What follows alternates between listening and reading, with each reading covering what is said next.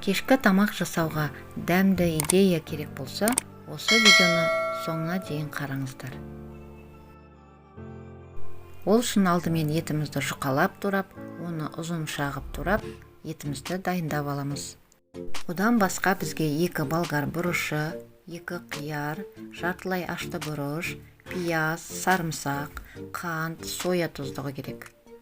Табаға майымызды құямыз да, оны қыздырып, 1 шай қасық қант саламыз. Қантымыз қызарғанша қуырып аламыз. Одан кейін етімізді қуырып аламыз. Етімізді жақсылап қуырып, суы шыққанша оны бұқтырып, жақсылап пісіреміз. Егер етіміз қатты болса, шамалы су құямыз.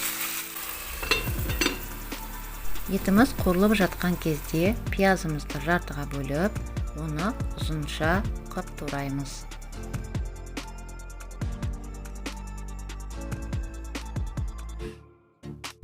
Артынша болгар бұрышында ұзынша қып турап аламыз. Артынан жартылай ашты бұрышымызды тураймыз. Чили бұрышын турасаңыздар да болады. Сосын сарымсағымызды да майдалап турап аламыз. Етіміз суалып әбден қуырылған соң, сарымсағымызды саламыз.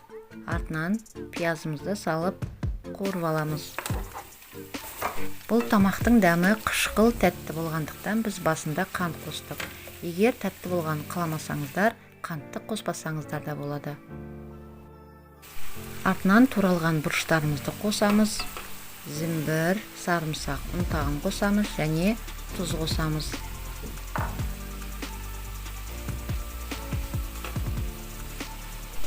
Қақпағын жауып, тағы да 10 минуттай қуырамыз. Қиярымызды да ұзын шағып турап аламыз. Көк пияздарымыздың басын 3-4 бөлікке бөліп, оларды да ұзын-ұзын қып тураймыз.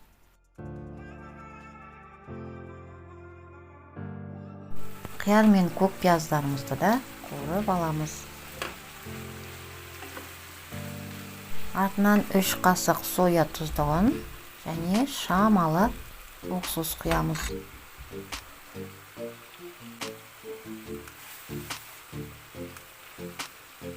Қақпағын жапқан соң тамағымыз 5-10 минуттан кейін дайын болады.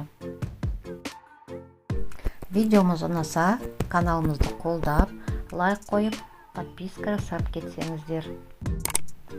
Барлықтарыңызға ас болсын.